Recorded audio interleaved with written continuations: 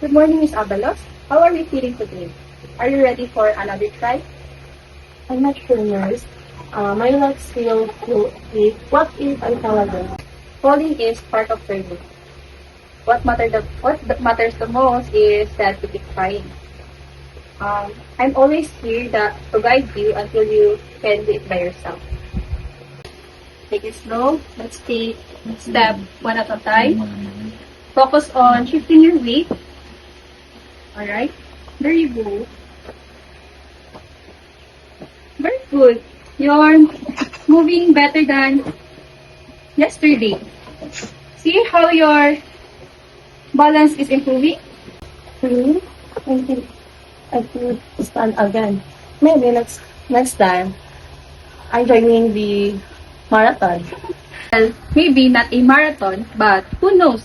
Each step you take today brings you closer to move on your own. Okay? Okay.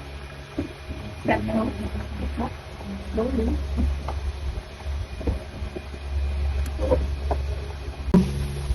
It's hard, but it's good to try. I almost gave up after the stroke.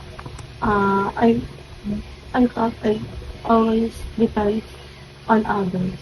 Well, that's why we're here to regain your strength and be independent. You're doing great, Miss Abalos. Thank you, miss.